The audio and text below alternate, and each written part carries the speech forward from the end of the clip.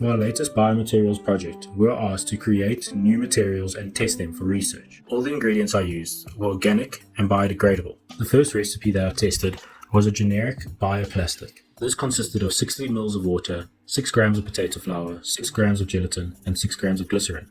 This recipe cured quite fast and I was impressed with it.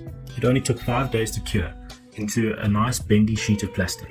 The only downside of this plastic was that when a flame was put to it, it wouldn't catch a light, but instead it would deform. This is the exact same recipe as before, however, it was just made into a block instead of a sheet. It reacted exactly the same as the previous test. The only difference was that it was slightly harder compared to the sheet when it was made into a block form. The second recipe was made up of 60 ml of water, 6 grams of potato flour, 6 grams of gelatin, 6 grams of glycerin, 6 grams of tea leaves, and 6 grams of bicarb soda. It took 5 days to cure into a nice hard block of plastic. However, it also gave a nice textured feel because of the tea leaves inside of it. Also, when a flame was put to it, it almost extinguished it instantly.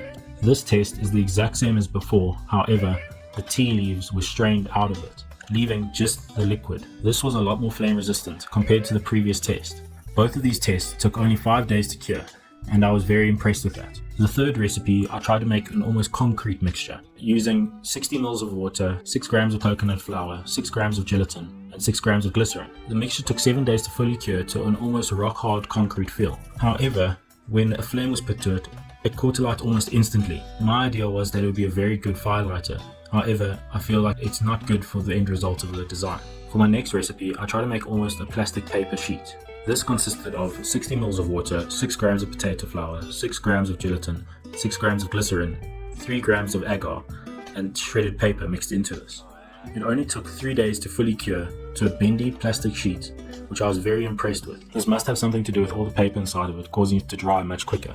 The sheet also does not catch a light to a flame, but it smokes. This is the same mixture as before, however, I made it into a nice block. This block took 3 days as well to fully cure, and it was nice and hard, like a little piece of plastic. The block also just smoked when a flame was put to it. Recipe number 5 was an attempt to make an almost rubber block. However, it ended up becoming a nice hard block of plastic. The only problem was that it took 7 days to fully cure, but this was because it was a big block of plastic. It was made up of 100 ml of water, 6 grams of potato flour, 6 grams of gelatin, 6 grams of glycerin, and 6 grams of agar.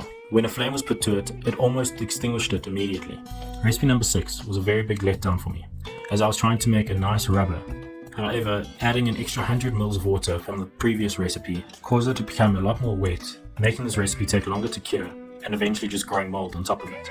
My next recipes were all made in the oven. Recipe number 7 was made up of 6 ml of water, 6 grams of potato flour, 6 grams of gelatin, 6 grams of glycerin, 6 grams of turmeric, and 6 grams of cinnamon, 6 grams of ginger. This was left in the oven for 6 hours at 65 degrees as well. This came out of the oven very hard. It was quite light, and I liked it. And when a flame was put to it, it almost resisted it. This was a big upside for me, as it could be used for something that has to be flame resistant. The difference between recipe number 8 and recipe number 7 is that there's just agar added to recipe number 8. Recipe number 8 was made up of 60 ml of water, 6 grams of potato flour, 6 grams of gelatin, 6 grams of glycerin, 3 grams of agar, 6 grams of turmeric, 6 grams of cinnamon, and 6 grams of ginger. The spices were put in there just to add different color to it. It ended up actually adding a nice texture to it. I left all of this in the oven for over 6 hours at 65 degrees. They came out of the oven very hard and did not set alight when a flame was put to it. It almost resisted the flame. Recipe number 10 was one of my attempts at making a sheet in the oven. However, I think I made the layer too small, making it into more of a net, if anything. This was not a letdown for me, as it turned out to become a very nice sheet of plastic. The only problem was that it had little cracks in it. The only thing I would have to do to improve this is to make the sheet slightly thicker, and it would have turned out a lot nicer.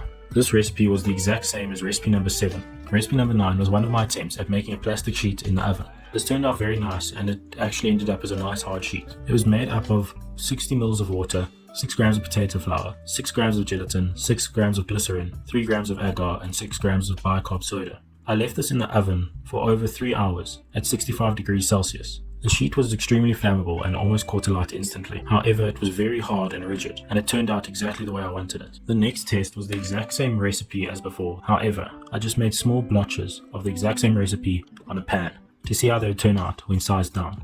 The bicarbonate soda almost made it instantly hard, which was a big upside for me. Thank you for listening, and I hope you enjoyed. I'm very excited to see where this project goes and to use my biomaterials in some new designs.